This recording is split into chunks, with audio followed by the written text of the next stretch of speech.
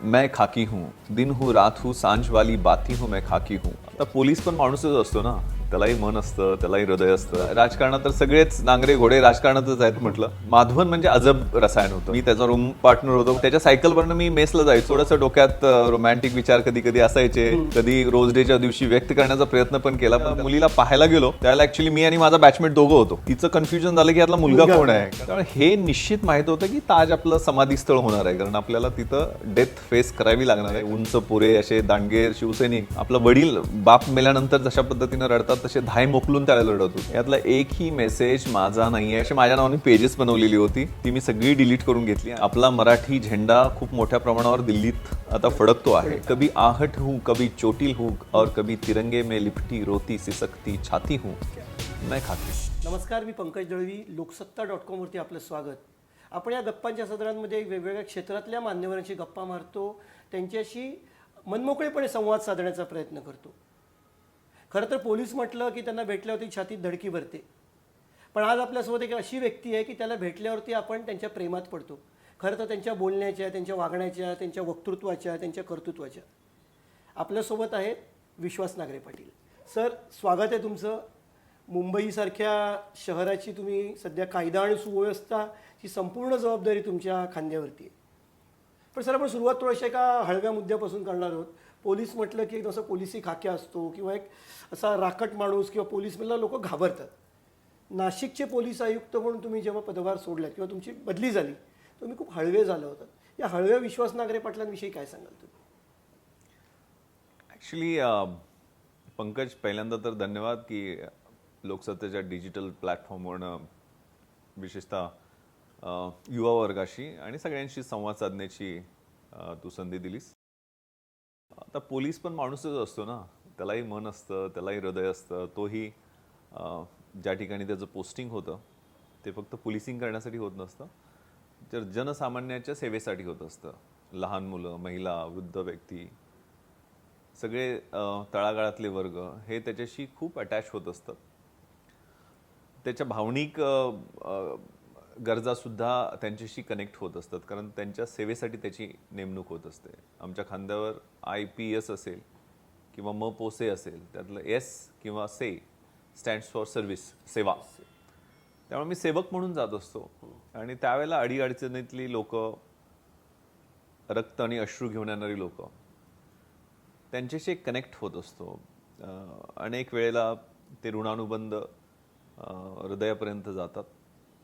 Right from Aurangabad, Dhule, Nanded, Ahmednagar, Latur, Kolhapur, Mumbai, ज्या ज्या ठिकाणी पोस्टिंग झाल्या त्या ठिकाणी प्रत्येक ठिकाणी हे ऋणानुबंध होत असतात. तोही माणूस असतो जाणत नाही कुणी, ज्याचे असावे ऋणी तो शिव्याशापाचा धनी. आपलं मानत नाहीत लोक, धर्मगुरू देखील उगारतात उगाच स्फोक. सिनेमे काळासारखे हात धुवून मागे बातम्या विणात बसतात बदनामीचेच धागे. अशी एक प्रतिमा पोलिसांची बनवून ठेवलेली आहे, पण वस्तुस्थिती अशी नाही आहे. पोलिसांना खूप प्रेम आणि जिव्हाळा मिळतो. लोक कनेक्ट करतात. नाशिक ऑफकोर्स 8 महिन्यापूर्वी माझी तिथनं बदली झाली. तिथं मी पोलीस आयुक्त होतो. नाशिक ही पुण्यनगरी आहे आणि देवादिकांच्या पौराणातल्या गोष्टींपासनं ते अलीकडच्या इतिहासापर्यंत त्याची नाळ संदर्भ सुद्धा हो, सगळ्याच प्रकारचे. आणि सगळ्यात महत्त्वाचं खूप सुंदर शहर आणि आसपासच्या म्हणजे मुंबईला येणारं पाणीच तिथनं येतं. सगळ्या दऱ्या खोऱ्या, माउंटन्स. नेम द माउंटन ज्याच्यावर मी चढलो नाही आहे. मला जी आवडच आहे, पश्चिम महाराष्ट्रात आईजी होतो त्यावेळेला सुद्धा सगळे डोंगर, किल्ले, गड सगळे मी चढलेलो आहे. आणि नाशिकच्या सुद्धा आसपासच्या सगळ्या गडांवरती मी स्वारी केलेली आहे. सो तिथल्या दऱ्याखोऱ्यांच्या, माणसांच्या, गोदावरीच्या, राम मंदिराच्या सगळ्याच्याच प्रेमात माणूस पडतो. तिथले रमजानच्या पिरियडमध्ये मुस्लिम बांधवांनी जे प्रेम दिलं, सगळ्याच गोष्टी इतक्या संस्मरणीय आहेत. त्यामुळे जाताना प्रत्येक ठिकाणी अनेक वेळा असं होतं की हे सगळ्या गोष्टी असतात, पण ते अचूक टिपणारं माणसाचं हृदय तिकडे कधी कधी नसतं. ते तुमच्याकडे आहे. त्याच्याविषयी मला जाणून की कसं काय सगळं तुम्ही इतकं इन्व्हॉल्व कसे होतात त्याच्यामध्ये? हे पहा, पोलीस तर माझा प्रोफेशन आहे. माझे सख्खे मामा हे हवालदार होते, माझे सख्खे भाऊजी हे सब इन्स्पेक्टर म्हणून रिक्रूट झाले, आता रिटायर ते DYSP म्हणून झाले. त्यामुळे पोलीस दलाशी मी कनेक्ट करतो, माझं कुटुंब आहे, त्यामुळं तिथं नाळ जोडलेलीच आहे. पण ज्या ठिकाणी ज्या लोकांच्या सेवेसाठी मी आहे तो प्रवास मी पाहिलेला आहे ना. मी खेड्यात एका जन्माला आलो, शेतकरी कुटुंबात जन्माला आलो. तिथल्या वेदना, तिथली समस्या, तिथली संकटं, मग ती नैसर्गिक असोत, मानवनिर्मित असोत, व्यसनाधीनता, त्याच्या होणारे परिणाम, ग्रामीण भागातली जीवनशैली, त्यानंतर शहरी भागात ज्यावेळेला मुंबईला आलो त्यावेळेला अगदी आमच्याकडं वाण्याची चाळ म्हणतात की जिथं डिलाय रोडला गावातले सगळे मुलं एकाच रूममध्ये 30-30, 40-40 लोक राहतात. मंडळाची खोली तिथं सुद्धा थोडीशी जागा करून झोपावं लागलं. आमदार निवासामध्ये जिथं 30-30, 40-40 कार्यकर्ते एका रूममध्ये राहतात तिथं सुद्धा राहिलेलं आहे, व्हरांड्यात राहिलेलं आहे, मच्छरनी फोडून खाल्लेलं आहे. अनेक प्रतिकूल परिस्थितीतले प्रसंग बनल्यानंतर हे तर परमेश्वरानं दिलेलं एक वरदान आहे. निश्चित कष्ट असतं, पण त्याच्याबरोबर कष्टाबरोबर नशिबाचा भाग पण बऱ्याचदा असतो की सगळ्या गोष्टी जुळून आल्या, सेवेमध्ये आलो. गॉड इज ग्रेट असं म्हणावं. आणि दिलेलं जे सतीचं वाण आहे किंवा सेवेचं व्रत आहे ते सिन्सिअरली ज्या वेळेला तुम्ही करता त्यावेळेला एक समाधानाची भावना असते. निश्चित सर. म्हणजे जन्म 32 शाळ कोकरूड त्या गावा वडील तुमचे सरपंच होते. माझ्यामध्ये कधी वाटलं नाही, म्हणजे हल्ली कसं असतं की सरपंचाच्या मुलालाच वाटतं की आपण सरपंच आहोत, असं कधी तुम्हाला वाटलं नाही का की सरपंच व्हावं आणि गावामध्ये खऱ्या अर्थाने पाटीलकी करावी? घर आता ॲक्च्युली गावातलं आणि तिथलं सगळं अख्खं गाव आहे ते नांगरे आणि घोडे 2 भावक्यांमधलंच आहे. आनंद पाटील जो IAS मध्ये सिलेक्ट झाला तो आनंद घोडे ॲक्च्युली, आणि मी नांगरे. तर आमच्या गावात 70% गोतावळा भावकी आणि हे सगळंच होतं. त्यामुळे लहानपणापासून भांडणं, मारामाऱ्या हे सुद्धा पाहिलेलं होतं. केलेत का कधी? खरं म्हणजे अगदी पोलीस आहात तुम्ही, पण भांडणं मारा लहानपणी केलेत का तुम्ही कधी? भांडणं जास्त माझ्या शाळेत काही 1-2दा झाली, पण नंतर माझी भूमिका जी राहिली ती भांडणं मिटवणाऱ्याची राहिली, आणि जी माझ्या प्रोफेशनमध्ये सुद्धा आज आहे. आणि मी खूप सगळ्यांचा गावातला लाडका होतो. म्हणजे मी ज्यावेळेला अभ्यासाला किंवा ट्रेनिंगला किंवा कुठेही शहरातनं जायचो त्यावेळेला माझ्या पाठीमागं 30-40 मुलं ही नेहमी मला सोडायला बस स्टॉपवर यायची. त्यामुळे मी सगळ्या भावकीला जोडणारा एक दुवा असं मला भावड्या प्रेमानं गावाकडे म्हणतात. सगळ्यांचाच भाऊ होतो आणि सगळ्यांचंच प्रेम होतं. म्हणजे माझं 10वीला 88% मार्क मिळाले त्यावेळेला सुद्धा सगळ्या गावानं माझा सत्कार आणि सगळ्यांच्या डोळ्यात अश्रू होतं. अनेक गटतट असतानाही मी सगळ्या गावातले गणपती एक केले होते. एक गाव एक गणपती करून मी गावात वाचनालय बनवलेलं होतं, आणि त्यातनं बरीचशी मुलं अभ्यास करून वेगवेगळ्या क्षेत्रात यशस्वी पण झाली.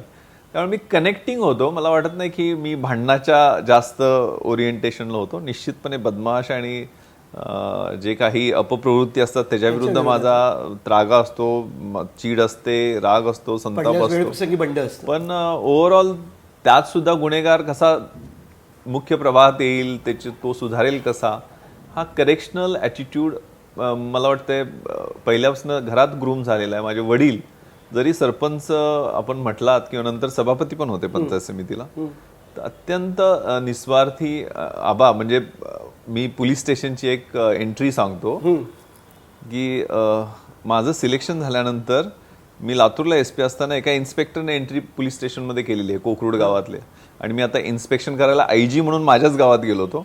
त्यावेळेला त्याच्यात लिहिलेलं आहे की माझ्या वडिलांच्या बद्दल की आबा हे राजकीय आणि सामाजिक क्षेत्रात कार्यरत असले आणि राजकारणात असले तरी कधी पोलीस स्टेशनवर दबाव आणत नाहीत. त्यांचा एक मुलगा IPS अधिकारी असून सुद्धा कधी त्याच्याबद्दल बोलत पण नाहीत. तर असं व्यक्तिमत्व मला वाटतं माझ्या वडिलांचा माझ्यावरती खूप जास्त पगडा होता. 2 वर्षापूर्वी ते मला सोडून गेले, पण निश्चितपणे त्या एक भावनिक आठवणी आहे. तुम्हाला नाही वाटलं सरपंच व्हावं कधी? अशा पद्धतीने एवढ्या चांगल्या पद्धतीने ते काम करत होते. आपण दुसरी बाजू बघतो की कधीतरी ॲटिट्यूड असतो किंवा तो एक जरब असते, त्याच्यापेक्षा छान असं काम करायला वाटलं नाही तुम्हाला की सरपंच व्हावं, राजकारणात यावं? शक्य होतं तुमच्यासाठी? राजकारण हा माझा पिंड नव्हता. मी समाजकारणात होतो. मी असं म्हणत नाही की मी राजकारणाचं काही माझ्या बंधात.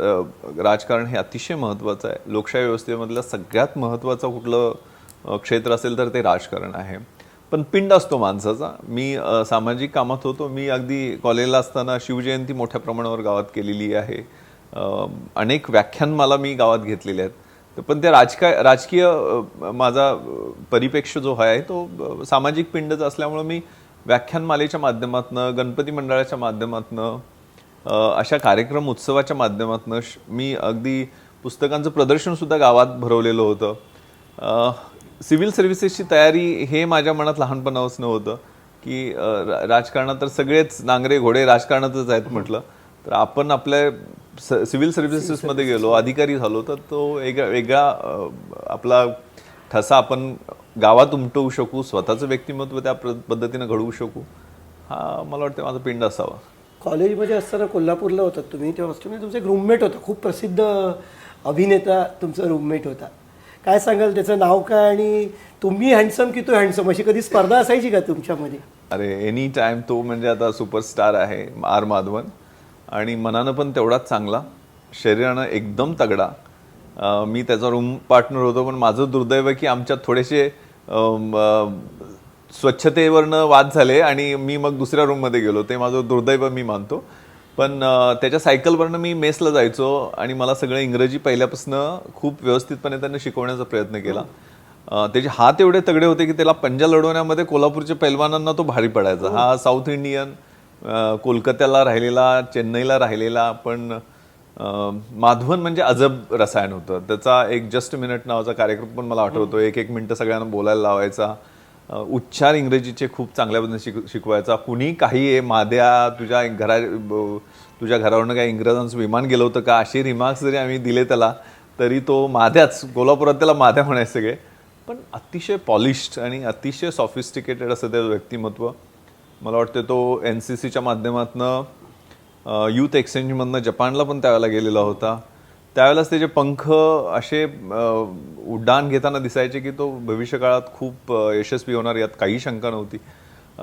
ऑफकोर्स माझी आणि त्याची best Rajaramian, best student of the year चुरस होती त्याच्यासाठी. यासाठी मी, तो आणि 5 मुली या फायनल कॉम्पिटिशनमध्ये आम्ही होतो, आणि त्यात मला ते बेस्ट राजरामियन माझ्या अकॅडमिक रेकॉर्डमुळं मला ते किताब मिळाला.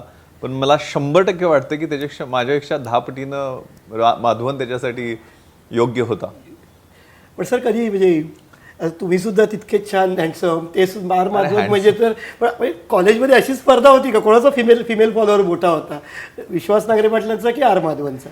नाही, मोकळेपणाने सर एनी टाइम माधवनचा.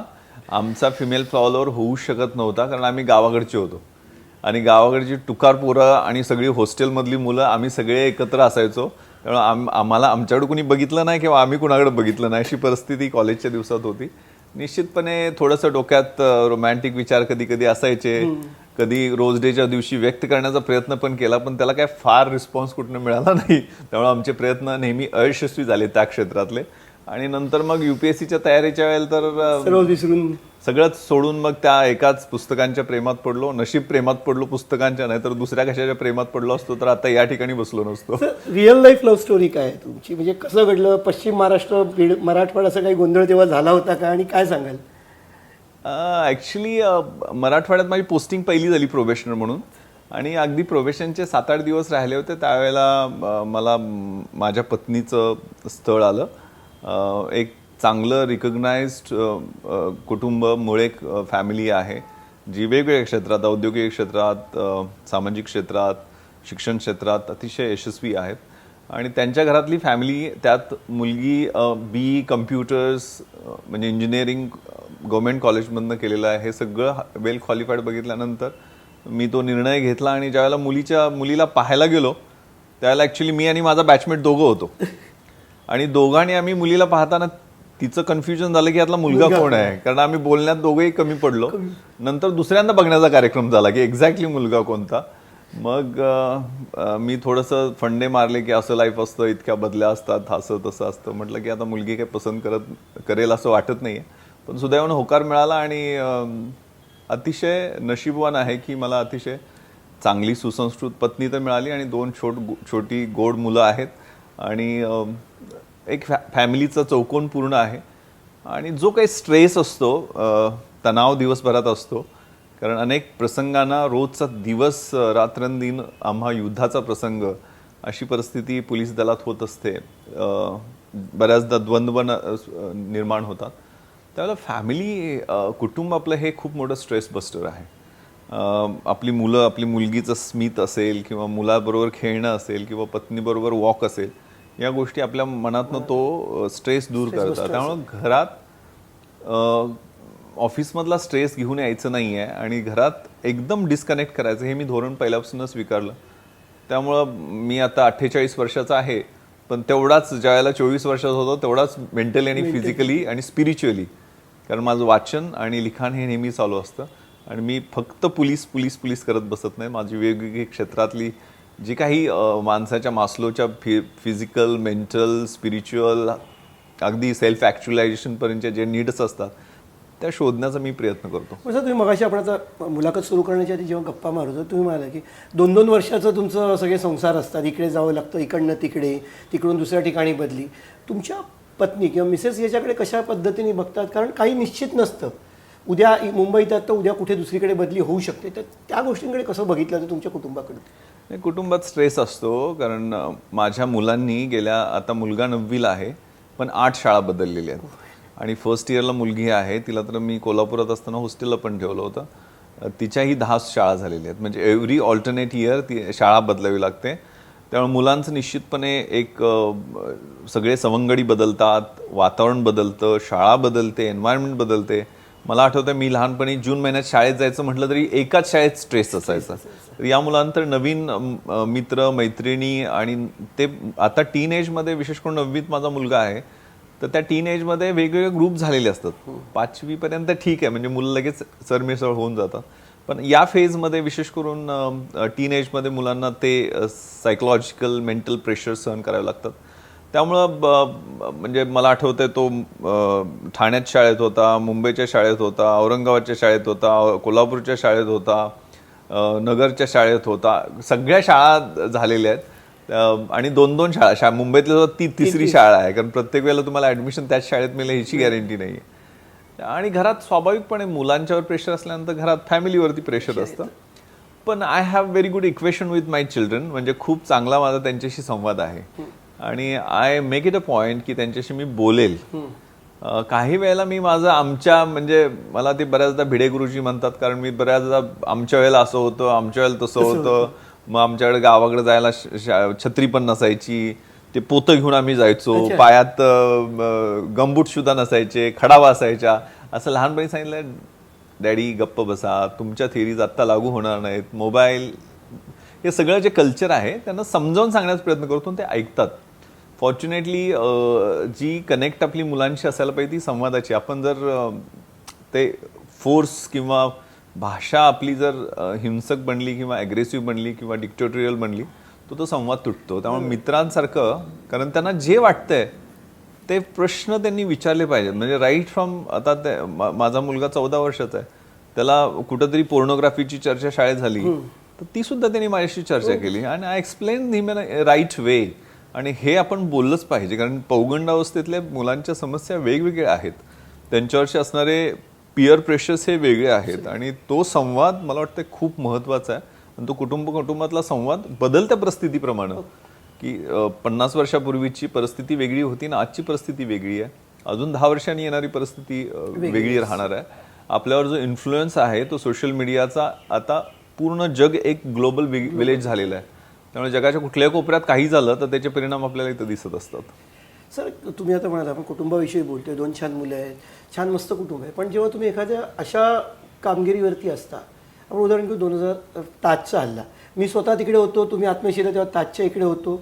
आतमध्ये जेव्हा तुम्ही शिरलात, बऱ्याच गोष्टी तुम्ही त्यावेळेला नियंत्रित केल्या होत्या आतमध्ये शिरून, तेव्हा कधी मनात येत नाही कुटुंबाचा विचार? विशेषतः ताजवरच्या हल्ल्याच्या वेळेला किंवा दहशतवादी हल्ला मुंबईचा झाला, तर तुमची प्रचंड चर्चा झाली होती ताजमधल्या एंट्रीची, आणि नंतर तुम्ही सकाळपर्यंत जे कंट्रोल तिकडे केलं होतं. काय सांगाल तेव्हा कुटुंबाचा विचार, काय त्यावेळेची वातावरण होतं तिकडे? हे पहा, आता हा विशेष प्रसंग मी अनेकदा बोललोय त्या बाबतीत, की ताजमध्ये 9:40 अतिरेकी घुसलेले होते. 2 मुख्य दरवाजातनं आणि 2 नॉर्थ कोर्ट गेट, 4 अतिरेकी होते. आणि मी आणि माझा बॉडीगार्ड अमित खेतले आणि ताजचा सिक्युरिटी चीफ सुनील कुडियादी, आम्ही 9:55 म्हणजे एक्झॅक्टली 15 मिनिटांनी त्या ताजमध्ये घुसलो. तर त्यावेळेला घुसताना AK-47च्या फैरी आणि ग्रेनेडचे ब्लास्ट आणि अनेक मृतदेह तिथं समोर होते. माझ्याकडे एक ग्लॉक पिस्टल होती, माझ्या बॉडीगार्डकडे एक पिस्टल होती, सुनीलकडे तर वेपन पण नव्हतं, आणि 2 सिक्युरिटी गार्ड ताजचे होते. त्यामुळे आतमध्ये ज्या वेळेला त्या अतिरेक्यांशी कॉम्बॅट, कारण इतर परिस्थितीमध्ये जनरली गुन्हा घडल्यानंतर आम्ही जात तिकडे असतो, जातो. या ठिकाणी गुन्हा चालू होता, सामान्य माणसं मारली जात होती. त्यामुळे आतमध्ये जाऊन लढणं, मारणं किंवा मरणं हे क्रमप्राप्तच होतं. कारण अशा पद्धतीच्या, मला कोणी प्रश्न विचारले नसते तर मी बाहेर रिइन्फोर्समेंटची, बुलेट प्रूफ जॅकेटची, AK-47ची वाट बघत बसलो असतो. सर मी बघितलं, मी होतो तिकडे त्यावेळी, तर तुम्ही एकदम थेट एंट्री होती तुमची. ते ते ते सहन होणं जरा कठीण होतं, कारण आपण ज्यावेळेला प्रशिक्षण घेतो त्यावेळेला वृद्ध माणसं, महिला मदतीसाठी याचना करतायत, किंचाळतायत आणि माणसं मारली जात आहेत. त्यामुळे हे निश्चित माहीत होतं की ताज आपलं समाधीस्थळ होणार आहे, कारण आपल्याला तिथं डेथ फेस करावी लागणार आहे. कारण AK-47 ट्रेनिंग घेतल्यामुळे सगळ्यांच्या त्याचे परिणाम काय असणार ते माहीत माहिती होतं. होतं. पण फॉर्च्युनेटली 10:03 म्हणजे 21-22व्या मिनिटाला आम्ही त्यांच्यावर काउंटर अटॅक करू शकलो क्रिस्टल हॉलच्या बाहेर, आणि ज्याच्यामुळे ते क्रिस्टल हॉलमध्ये घुसले नाहीत. अशा पद्धतीच्या प्रसंगामधनं निश्चितपणे घरातनं त्यावेळेला फोन सुरू झाले, मीडियाचे फोन सुरू झाले. त्यामुळे मी फोन फेकून दिला. मी माझ्या पत्नीशी एकदाही बोललो नाही किंवा कुटुंबाशी एकदाही बोललो नाही. मी वॉकी टॉकीवरती होतो आणि माझे वॉकी टॉकीचे संभाषण सगळे ऑडिओ रेकॉर्ड पण झालेले आहेत. तर त्यावेळेला प्रसंगावधान ठेवून त्या परिस्थितीमध्ये सर्वसामान्य नागरिकांना किंवा तिथं अडकलेल्या टुरिस्टना वाचवणं हे प्रथम कर्तव्य होतं. आणि त्यामुळं 6व्या मजल्यापर्यंत मी, माझा बॉडीगार्ड, नंतर मला टीमला मध्ये अधिक सहकार्य मिळाले. त्यामुळं पहिल्यांदा तर गोष्ट 3-4च्या दरम्यान तर माझी मृत्यू झाला अशी बातमी बाहेर आलेली होती. त्यावेळेला माझ्या फॅमिलीला खूप ट्रॉमामध्ये जेव्हा घुमटाला आग लागली, हो, म्हणजे माझ्या बॉडीगार्डला 3 गोळ्या लागल्या आणि त्याला खाली आणलं आणि मी वरतीच होतो. त्यावेळेला सगळीकडे झालं की आय एम डेड, कारण त्याचं कम्युनिकेशन होत नव्हतं. मी आणि राजवर्धन नंतर फायर ब्रिगेडच्या मदतीनं खाली आलो 4:15च्या दरम्यान. पण त्या पिरियडमध्ये 1-1.5 तास हा गोंधळ होता. त्यामुळं पत्नी नंतर मला वाटतं 2 वर्ष तर मला सोडून माहेरी गेली नव्हती, कारण मी कधी अशा प्रसंगात जाईल अशी तिला भीती वाटायची किंवा त्या ट्रॉमामधनं फॅमिली जात असते. हे स्वाभाविक आहे, कारण अशा अनप्रेसिडेंटेड किंवा कुठल्याही समस्या किंवा संकट ही कधी येतील हे सांगता येत नाही. आणि एकदा तो इन्स्टिंक्ट असतो, म्हणजे त्यावेळेला फॅमिलीचा विचारापेक्षा कर्तव्य भावना ही पोलीस अधिकारी असेल, आर्मीचे अधिकारी असेल, यांच्यामध्ये ट्रेनिंगच्या माध्यमातून इम्बाईब केलेली असते. तुमच्यात काही इनबॉर्न स्पिरिट्स असतात. आता ज्या वेळेला चाकणमध्ये जवळजवळ 15,000चा मॉब होता, व्हायलंट 30 बसेस पेटवलेल्या होत्या, पोलीस स्टेशनवर हल्ला झालेला होता, आणि मी आणि माझ्याबरोबर 20 कर्मचारी, एक सब इन्स्पेक्टर, आम्ही ज्यावेळेला तिथं पोहोचलो साधारण 500 मीटरच्या अंतरावरती, आणि 15,000चा मॉब होता मुख्य चौकामध्ये, आणि सगळा धूर आणि जाळ सगळा समोर दिसत होता. तर त्यावेळेला फोर्स 20 माणसं घेऊन मी तिथं फायरिंग केलं असतं तर मॅसॅकर सारखी परिस्थिती झाली असती, आमचंही लिंचिंग झालं असतं. त्यावेळेला एका क्षणात मी निर्णय घेतला की लेट मी गो. आतनं एक कॉल असतो, एक ब्लिंक नावाचं पुस्तक आहे, आपण क्षणात निर्णय घेतो. सो मी एक सिव्हिलियनची स्कूटी येत होती आणि त्या स्कूटीवरती बसलो. त्यांना म्हटलं घेऊन जाऊ, माझी पिस्टल पण ठेवली आणि हेल्मेट पण काढून ठेवलं. पण मी तिथं कुठलंही हाताळ न घालता एकटाच युनिफॉर्ममधला त्या 15,000च्या मॉबला फेस करायला. मी त्यांना म्हटलं की मी इथं 2 वर्ष SP म्हणून पूर्वी काम केलेलं आहे, आज IG म्हणून काम करतोय, मी यांची सेवा केलेली आहे, यांचा माझा कनेक्ट आहे, ही माझीच माणसं आहेत, तर मी का घाबरायचं. आणि तिथं गेल्यानंतर परिस्थिती बदलली. म्हणजे तिथली जी मुलं हातात दगड घेऊन होती, काठ्या घेऊन होती, त्यांच्याशी 5 मिनिटच मी एका स्पीकरवरच्या तिथल्याच बोललो, आणि तीच मुलं नंतर जसं सांगितलं तशा पद्धतीनं डिस्पर्स झाली. त्यामुळे ही सायकोलॉजी आहे, आणि हे ट्रेनिंगनं या गोष्टी तयार होतात की आपलं इन्स्टिंक्ट असतं ते बऱ्याचदा ब्लिंक, म्हणजे एका क्षणात आपल्याला निर्णय काही घ्यायचे असतात. सर तुमच्या याच्यातला एक आणखी एक मला प्रसंग आठवतोय. 14 नोव्हेंबर 2012 हजारोंच्या संख्येने लोक कलानगरच्या गेटवरती उपस्थित होती. तुम्ही अप्पर पोलीस आयुक्त, दक्षिण विभागाचे तेव्हा अप्पर पोलीस आयुक्त, प्रचंड गर्दी होती, हजारो लोक होती, आणि 17 नोव्हेंबरला बाळासाहेबांचं निधन झालं. संपूर्ण ती व्यवस्था बघण्याची जबाबदारी तुमच्यावरती, तुम्ही सगळं बघत. किती कठीण प्रसंग होता नियोजन करणं, कारण गर्दी, भावनिक गर्दी त्यावेळेला तिकडे जमा झाली. किती कठीण प्रसंग होता तो? कठीण प्रसंग तर होता. त्यावेळेला अचानक गर्दी इतक्या मोठ्या संख्येनं आली, कारण ही बातमी अगदी वेगानं पसरली, आणि मोठ्या संख्येनं शिवसैनिक आणि सगळे बाळासाहेबांवर प्रेम करणारी सगळी मंडळी त्या ठिकाणी जमा झाली. म्हणजे मी पाहिलेलं आहे स्वतःच्या डोळ्यानं की दाढी वाढलेले, गळ्यात सोन्याचे चेन असणारे, उंच पुरे असे दांडगे शिवसैनिक आपला वडील बाप मेल्यानंतर जशा पद्धतीनं रडतात तसे धाय मोकलून त्यावेळेला रडत होते. आणि परिस्थिती खूपच चिघळायला लागली, कारण त्यांना जाता येत नव्हतं. त्यामुळे समोर दिसेल त्याला शिव्या घालणं, अमिताभ बच्चन यांना सुद्धा ढकललं. त्यांचे सुद्धा कपडे ते तो किस्सा काय झाला सांगा. आणि त्यांना 14 तारखेला मातोश्रीपासून दूर करणं, हळूहळू बॅरिकेटिंग करून तुम्ही पुढे ती सगळी प्रोसेस सांगा. नाही, त्यावेळेला तर ते मिस्टर बच्चन आणि अभिषेक मला वाटतं त्यावेळेला आले आणि ते त्या कंपाऊंडच्या आतमध्ये जाताना त्यांना इजा पण थोडीफार झालेली होती.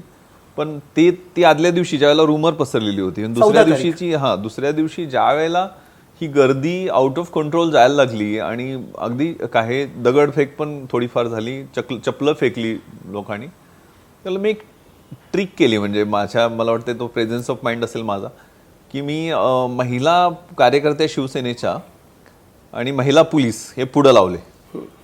म्हणजे हा निर्णय मला वाटतं त्यावेळेला आत्मघातकी पण ठरला असता की महिला का पुढं लावल्या. जनरली मी अनुभव पाहिलेला आहे की शिवसैनिक हे महिलांच्यावर हात उघडत नाहीत. आणि त्यांना मग मी लाऊडस्पीकर घेतला आणि मी अनाऊन्समेंट केली की महिला कर्मचारी, महिला समोर आहेत आणि तुम्ही ज्या ठिकाणी ज्या बाजूने चपलं फेकतायत किंवा दगडं मारतायत त्या दिशेला बाळासाहेबांचं पार्थिव आहे आणि कृपया संयम ठेवा. आणि तुम्ही त्या ट्रिक वर्कड आणि तो सगळा मॉब शांत होण्यास मदत झाली. आणि ती परिस्थिती हळूहळू, कारण ते इतकं प्रचंड की साधारण 7-8 लाख लोक तिथं त्यावेळेला टप्प्याटप्प्याने जमा झाले आणि ती गर्दी मॉनिटर करणं हे चॅलेंज झालं. आणि माझा फोर्स पण मी अगोदर होमवर्क केले असल्यामुळं, कारण तिथं गर्दी रोज रूमर्स पसरत होत्या, त्यामुळे होमवर्क केलं असल्यामुळे नियोजन व्यवस्थित होतं आणि कुठलीही अनुचित घटना घडली नाही. म्हणजे एकही कुणी जखमी झालं नाही. तेच विचारणार आहे मी तुम्हाला, कारण अंत्ययात्रा जी निघणार होती, लाखो लोक होती. मातोश्रीच्या कलानगरपासून निघून माहीम कॉजवेला जो एक कर्व येते तो सगळ्यात क्रुशल पॉईंट होता का, कारण तिकडे चेंगराचेंगरी होऊ शकली असते. त्याचं मॅनेजमेंट तुम्ही कसं केलं? कारण खूप बघितलेलं आहे मी तुम्हाला, तुम्ही अगदी रस्त्यावरती उभे राहून बसून सगळी कामं करत होतात तेव्हा. नियोजन खूप 3 प्रकारचं आम्ही नियोजन केलं होतं. मला आठवत आहे की एक तर गर्दीचं नियमन, दुसरं ट्रॅफिकचं नियमन आणि कुठलाही घातपात होणार नाही या दृष्टीनं नियमन. या अनुषंगानं त्याचा बंदोबस्त स्कीम बनवलेली होती. आणि प्रत्येक 8 ते 10 कर्मचारी त्यात सुद्धा कुठले लाठीवाले राहणार, कुठले हेल्मेटवाले राहणार, कुठले शिल्डवाले राहणार आणि त्यांची जबाबदारी एका सब इन्स्पेक्टरकडं, 3 सब इन्स्पेक्टरची जबाबदारी एका इन्स्पेक्टरकडं, 3 इन्स्पेक्टरची जबाबदारी एका ACPकडं, अशी कंप्लीट पिरॅमिड बनवून ती बंदोबस्त स्कीम बनवलेली होती. आणि त्यात प्रत्येक टीममध्ये 1-2 ट्रॅफिकचे कर्मचारी असं नियोजन दिलं असल्यामुळं प्रत्येक ठिकाणी सुटसुटीत बंदोबस्त झाला. असे एकटे दुकटे कर्मचारी लावले नाहीत. त्यामुळे एक टीम आणि त्या टीमला सगळ्यांना मॅनेजमेंट करणारी यंत्रणा आणि त्यांना वायरलेसचे कॉल साईन दिले होते, त्यांच्याशी कोऑर्डिनेशन. त्यामुळे एका वेळेला मला याचा मदत झाला की ती गर्दी व्यवस्थितपणे मॉनिटर करताना त्याचा फायदा झाला. आपण थोडंसं सोशल मीडियाकडे येऊया. विश्वास नागरे पाटील म्हणजे सोशली प्रचंड व्हायरल, म्हणजे सोशली नागरे पाटलांच्या नावाने एखादा मेसेज येतो, त्याच्या खाली लिहिलं असतं की विश्वास नागरे पाटील, की हा प्रचंड व्हायरल होतो. काय सांगाल अशा मेसेजविषयी जे तुम्ही लिहिलेले असतात का खरंच अनेक गोष्टी? यातला एकही मेसेज माझा नाही आहे. अनेक प्लॅटफॉर्मवरती सांगितलेलं आहे. साधारण 20 ते 22 म्हणजे असे माझ्या नावाने पेजेस बनवलेली होती, ती मी सगळी डिलीट करून घेतली. अनेक पेजेसला 10-10 लाख फॉलोअर मुलांनी बनवलेले होते, ते सगळे डिलीट करून घेतले, कारण त्यात चुकीच्या राजकीय आणि इतर सुद्धा गैरसमज पसरवणाऱ्या पोस्ट यायच्यात. मी प्रोफेशनल आहे, मी ब्युरोक्रॅट आहे, मी एक सिव्हिल सर्वंट आहे, त्यामुळे मला काही कोड ऑफ कंडक्ट आहेत. निश्चितपणे माझं एक स्वतःचं सोशल मीडियावरती अकाउंट आहे, फेसबुकवरती आहे, इंस्टाग्रामवरती आहे, पण माझे असे कुठलेही पेजेस नाहीत किंवा फॉलोअर्स असणाऱ्या कुठल्या गोष्टी नाही आहेत. माझे असे मेसेजेस नाही आहेत. अनेक थोरा मोठ्यांचे मेसेजेस, मी धन्यवाद व्यक्त करतो. मी एवढा मोठा नाही आहे. मी सर्व ग्रामीण भागात तुम्ही खूप म्हणजे विशेषतः पश्चिम महाराष्ट्र, सांगली, जेव्हा कधी जातो ना, तेव्हा तुम्ही म्हटलं की असं एकदम सगळ्यांच्या अंगात जोश येतो किंवा एकदम हे होतं. काय कारण आहे ग्रामीण भागात एवढे का तुम्ही प्रसिद्ध आहात? ग्रामीण भागात काम केलंय ना मी. आता मी पूर्ण मराठवाड्याचा IG होतो, मी पूर्ण पश्चिम महाराष्ट्राचा IG होतो. तरुणांमध्ये म्हणजे अगदी साधारणतः 15व्या वर्षी 10वी होतो असं गृहीत धरलं तर त्या वयापासून विश्वास नांगरे पाटील नावाची एक क्रेज आहे तिकडे. त्याचं मला माहीत नाही क्रेज आहे की नाही, पण मी माझा कनेक्ट युवकांशी निर्माण करण्याचा प्रत्येक ठिकाणी प्रयत्न केला. फॉर एक्झाम्पल मी यूथ पार्लमेंटचा कॉन्सेप्ट इम्प्लिमेंट केला. तुम्हाला विश्वास बसणार नाही की 146 पोलीस स्टेशन माझ्याकडे होते पश्चिम महाराष्ट्रातले. 1460 शाळा आणि कॉलेजेसचं एक नेटवर्क बनवलं आणि यूथ पार्लमेंटच्या माध्यमातून ज्या विषयावरती शाळा आणि कॉलेजेसमध्ये बोललं जात नाही, शिकवलं जात नाही, मग त्यात सोशल मीडियाचा अब्यूज असेल, सायबर क्राईम असेल, गुड टच बॅड टच असेल, sexual assaults on women and children असेल, ट्रॅफिक मॅनेजमेंट असेल, क्राऊड कंट्रोल, हे सगळे विषय म्हणजे त्याच्याबद्दल एक प्रकारचा टाबू असतो आपल्याकडं. पौगंडावस्थेतले असलेले म्हणजे एज्युकेशन, सेक्सबद्दल द्यावं की नाही, ह्या सगळ्या विषयाबद्दल मी एक सेमिनार ऑर्गनाईज केले. त्यात 3 स्पीकर यायचे. त्यात कम्युनल टेन्शन्स आणि जातीय दंगली असे विषय होते. आणि 3 स्पीकर्समध्ये पहिला युवकांची त्याबाबतची भूमिका मांडायचा, दुसरा एक ब्युरोक्रॅट म्हणजे कलेक्टर मी झालो, कमिशनर झालो तर मी काय करू शकेल, आणि तिसरा पॉलिटिकल म्हणजे मी मुख्यमंत्री झालो, पंतप्रधान, पॉझिटिव्ह टॉक. स्पर्धा परीक्षांचा सुद्धा मार्ग. नाही, स्पर्धा परीक्षांचं नाही, हे वेगवेगळ्या सामाजिक, धार्मिक ज्या समस्या आपण भेडसवतात ना त्याच्यावरती बोलायला सुरुवात केली. आणि ती 1.5 लाख स्पीकर हे पोलिसांच्या माध्यमातून स्पीकरवर स्टेजवर आले आणि ही मुलं बोले. एक वातावरण तयार झालं. म्हणजे ओपनिंग सेरेमनीला CM साहेब स्वतः आलेले, क्लोजिंग सेरेमनीला अक्षय कुमार स्वतः आलेला आणि अतिशय सुंदर अशा पद्धतीची चर्चा प्रत्येक ठिकाणी झाली. तर एक प्रकारचं रान उठवणं एखाद्या विषयावरती हे खूप महत्त्वाचं होतं. काही वेळेला समुपदेशन खूप महत्त्वाचं असतं. जसं कोपर्डीच्या घटनेनंतर पश्चिम महाराष्ट्रात महिलांच्या सुरक्षिततेच्या दृष्टीनं विषय तयार झाला, तर मी निर्भया पथकांची एक संकल्पना मांडली. शी टीम्स म्हणून एक हैदराबादचा खूप यशस्वी प्रयोग आहे.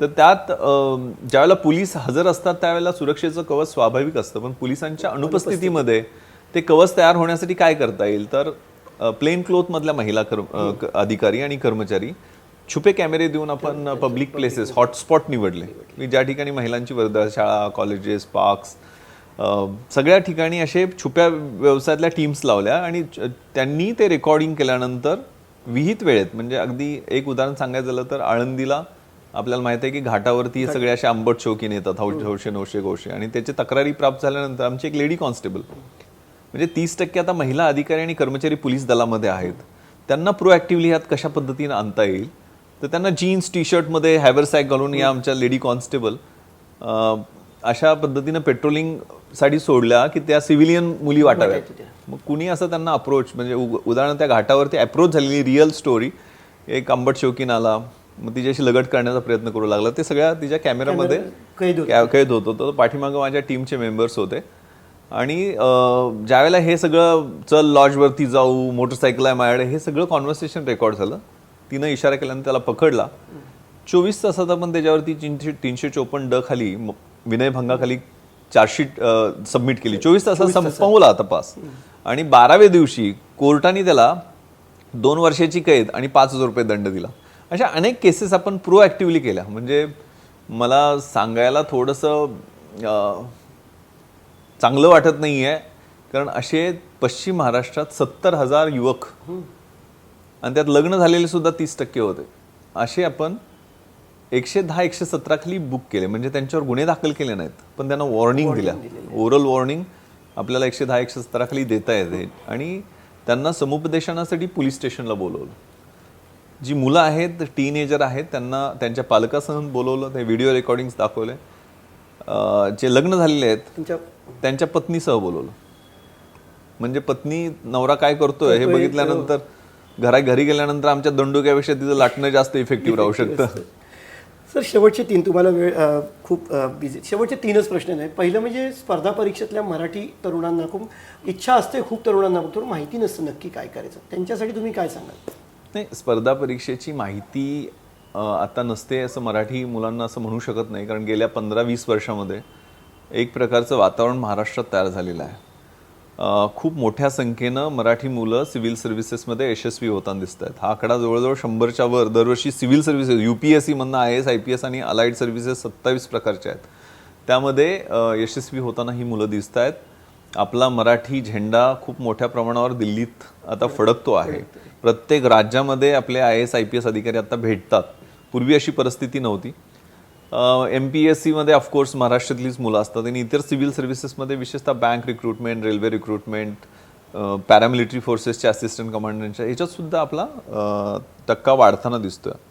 आता मात्र याच्यासाठी एक खूप मोठं डिबेट सुरू आहे की खूप मोठ्या प्रमाणावर ही स्पर्धा परीक्षा केंद्र तयार झालेली आहेत, खूप मोठ्या संख्येनं मुलं या क्षेत्रामध्ये पडतायत आणि आपलं फ्युचर त्यांना खूप ब्लिक दिसतं. कारण किती टक्के सिलेक्ट होणार? 1%, 2%? लाखो मुलं बसतात. त्यावेळेला यशस्वी होणाऱ्यांचं प्रमाण आणि अयशस्वी होणाऱ्यांचं प्रमाण हे 80-90% आहे. तर निश्चितपणे या 80-90% फ्रस्ट्रेशन वाढत आहे आणि मग त्यांचं फ्युचर कसं, असं जे टॉक आहे त्याच्याशी मी पूर्णतः सहमत नाही आहे. कारण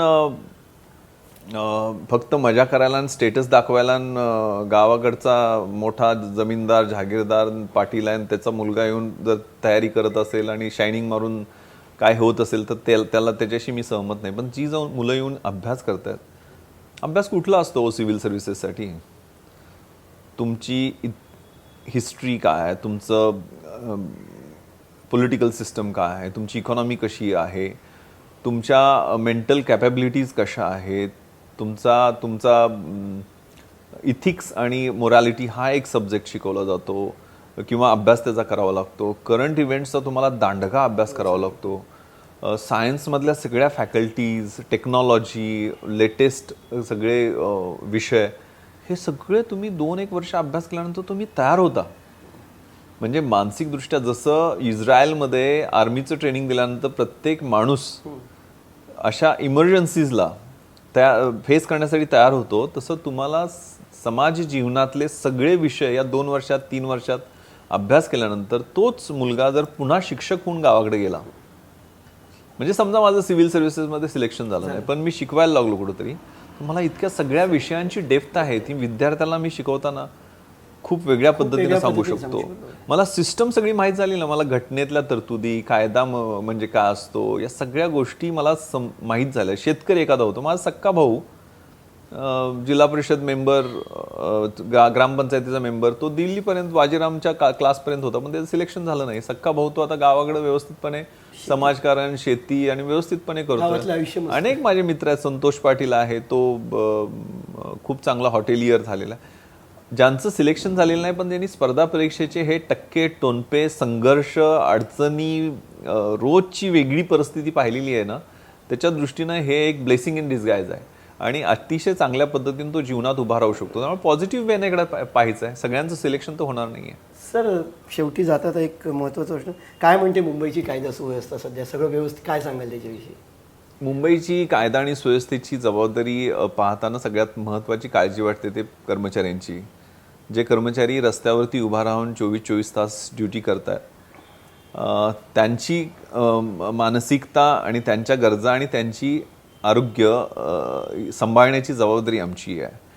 ते काम करतात म्हणून आम्ही ऑफिसमध्ये बसलेलो असतो. फील्डवरती हा फोर्स आहे. तर अनेक आम्ही उपक्रम केले. आपण आता सगळ्या 100 असे कॅनोपीज किंवा पेगोडास किंवा टेंट्स लागलेले पाहिले असतील, ते आपण यावेळेला उभा केले की नाकाबंदीत जो रात्रंदिवस पावसात उभा आहे, ते पॅराशूटचं कापड आहे, त्यात फॅन लावलेले आहेत, आपण कपाटं लावलेली आहे, टेबल, खुर्च्या, अतिशय चांगल्या पद्धतीची सिस्टम त्यांना दिली की नाकाबंदीच्या पॉईंटवर त्यांना बसण्याची सोय व्हावी आणि आराम खुर्ची पण दिली, कपाटं दिली, सगळ्या गोष्टी दिल्या, लाईट सह सगळ्या गोष्टी. तर त्यामुळं त्यांची एक कम्फर्टेबल नाकाबंदी, कारण लॉकडाऊनच्या काळामध्ये रस्त्यावर थांबवण्याची जबाबदारी आपल्याकडे आहे. तिथं ते सॅनिटायझर असतील, मास्क असतील. आता आम्ही जवळजवळ 40,000 रेनकोट स्पॉन्सर करून गेले. एक योलो नावाची NGO आहे, WTC आणि रोटरी क्लबच्या माध्यमातून 40,000 रेनकोट्स आपण कर्मचाऱ्यांसाठी देऊ केले. सगळे पोलीस स्टेशनमधले पासपोर्ट ऑफिसेस आणि रिसेप्शन डेस्क जवळजवळ 10 कोटी रुपये खर्च करून आता रिनोव्हेट केले. आता महिलांच्या कक्ष आहे तो आपण अतिशय सुंदर करतोय. प्रत्येक कक्षाला 5-5 लाख असे 5 कोटी रुपये आपण आपल्या फाउंडेशनच्या माध्यमातून देत आहोत. तर असे वेलफेअरचे प्रोग्राम घेणं, या दृष्टीनं कर्मचाऱ्यांचं मनोबल वाढवणं हे मुख्य आहे. कायदा आणि सुव्यवस्थेमध्ये निश्चितपणे चॅलेंजेस असतात, रोज वेगळं चॅलेंज असतं. पण सध्या टेक्नॉलॉजीचा आपण खूप चांगला वापर करत आहोत. 5,000 CCTV कॅमेरे आपण शहरात लावले पहिल्या टप्प्यामध्ये. दुसऱ्या टप्प्यात 7,000 लावतोय आणि ते कनेक्टेड आहेत आणि आपल्याकडे कंट्रोल रूममध्ये त्याचा फीड येत असतो. त्याच्यापेक्षा महत्त्वाची ट्रिक आपण केली. नाशिकला मी हा प्रयोग केला होता आणि मुंबईत आल्यानंतर मी CP साहेबांना कन्व्हिन्स करून केला. Private establishment, malls, multiplexes, hospitals, शाळा, कॉलेजेस, सगळ्यात 4 मजल्यांपेक्षा उंच असणाऱ्या इमारती यांना रस्त्याला रोखून पेरिफेरीला दाखवणारे CCTV कॅमेरे लावायला लागले. आणि नाहीतर 144 खाली ती CRPCची ऑर्डर काढली, जे मॅन्डेटरी केलं. पण एक ही केस आम्ही 5 महिन्यात केलेली नाही. आणि तुम्हाला विश्वास बसणार नाही, 1 पैसा खर्च न करता 50,000 ॲडिशनल कॅमेरे या 5 महिन्यामध्ये मुंबईत लागलेले आहेत. त्यामुळे मुंबईचा प्रत्येक कोपरा आता व्हिजिलन्स खाली आलेला आहे. त्यामुळे हा डेटरंट इफेक्ट असतो. म्हणजे CCTV कॅमेरा हा डिटेक्शनसाठी तर उपयोगी होतोच, पण प्रिव्हेन्शन आणि डेटरंट म्हणून त्याचा प्रचंड फायदा आहे. त्यामुळे कायदा आणि सुव्यवस्थेत कुठेही काही चाललेलं असलं की आम्हाला लगेच कळतं. त्याच्यावरती असते. त्यामुळं टेक्नॉलॉजीचा फायदा. आणि पोलिसिंग हे स्मार्ट, म्हणजे S stands for strict and sensitive, M for modern and mobile, A for alert and attentive, R for responsive and responsible, T for trained and technosavvy. तर स्मार्ट बनवण्याकडं सध्या सगळ्यांचं लक्ष. सर, आपण या कार्यक्रमाचा समारोप नॉर्मली असा करतो की आपण एक 5 प्रश्न विचारतो, आपण त्याची उत्तरं घेतो. पण तुमचं आजच्या या मुलाखतीमध्ये आपण ते नाही करणार. आम्हाला विश्वास नागरे पाटलांची एखादी छानशी आवडणारी कविता आम्हाला ऐकायची आहे आणि त्यांनी आपण या मुलाखतीचा शेवट करणार. मी युनिफॉर्ममध्ये आहे, त्यामुळे माझी आवडती कविता आहे ती खाकी. क्या बात आहे. एक IPS ऑफिसरनंच लिहिलेलं आहे, तीच मी म्हणून दाखवेल. मैं खाकी हूँ, दिन हूँ रात हूँ, सांझ वाली बाती हूँ, मैं खाकी हूँ. क्या बात है. आंधी में, तूफान में, होली में, रमजान में, देश के सम्मान में अड़िग कर्तव्य की विचल परिपाटी हूँ, मैं खाकी हूँ. क्या बात है. तैयार हूँ हमेशा ही तेज धूप और बारिश को सहने को, सारे त्योहार भीड़ के साथ मनाने को, कभी पत्थर और कभी गोली भी खाने को, मैं बनी दूजी माटी हूँ, मैं खाकी हूँ. विघ्न विकट सहकर भी सुशोभित सज्जित भाती हूँ, मुस्काती हूँ, इठलाती हूँ, वर्दी में गौरव पाती हूँ, क्या बात है. मैं खाकी हूँ. तम में प्रकाश हूँ, अंधेरे में प्रकाश हूँ, कठिन वक्त में आंसू, हर वक्त तुम्हारे साथ हूँ, बुलाओ तो दौड़ी आती हूँ, मैं खाकी हूँ. आणि शेवटच्या ओळी खूप भावनिक आहेत. भूख और थकान की बात ही क्या, भूख और थकान की बात ही क्या, कभी आहट हूँ, कभी चोटिल हूँ, और कभी तिरंगे में लिपटी रोती सिसकती छाती हूँ, मैं खाकी हूँ. क्या बात है. मैं खाकी हूँ. नागरे पाटीलजी, आमच्याशी बोललात, छान गप्पा मारल्यात, खूप छान संवाद साधलात, त्याबद्दल तुमचे आभार. Thank you Pankaj, thank you Loksatta.